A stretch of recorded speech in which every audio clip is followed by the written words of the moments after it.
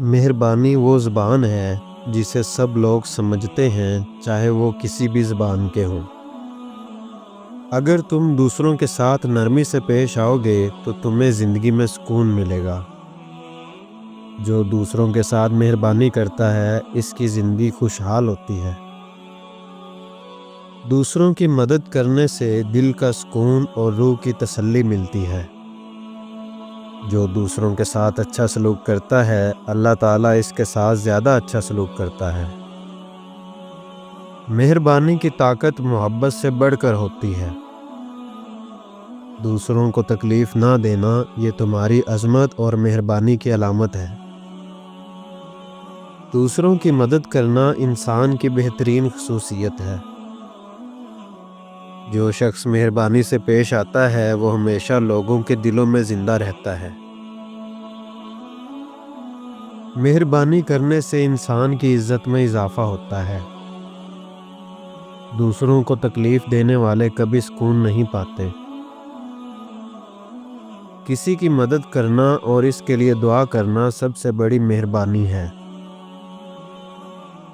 دنیا میں سب سے بڑی دولت انسان کا حسن اخلاق اور مہربانی ہے۔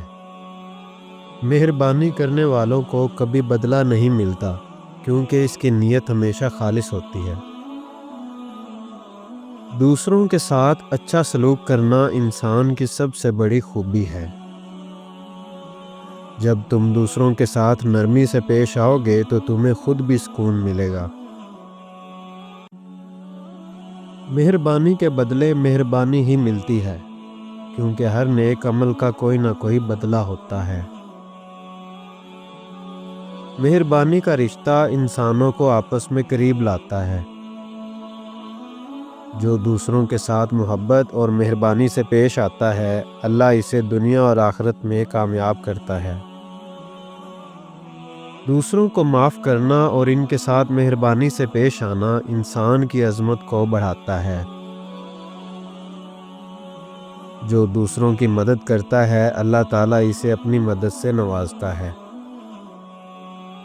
مہربانی سے دلوں کی جیت ہوتی ہے اور محبت میں ہمیشہ کامیابی ہوتی ہے۔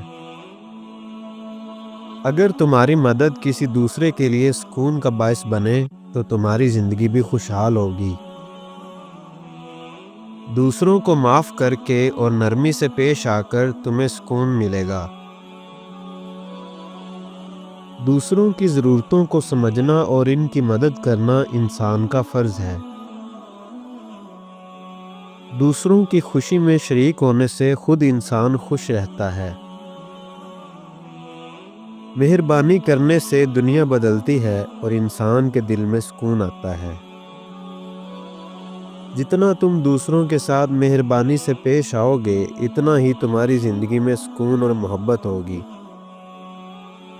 مہربانی کی روشنی انسان کے دل کی حقیقت کو ظاہر کرتی ہے۔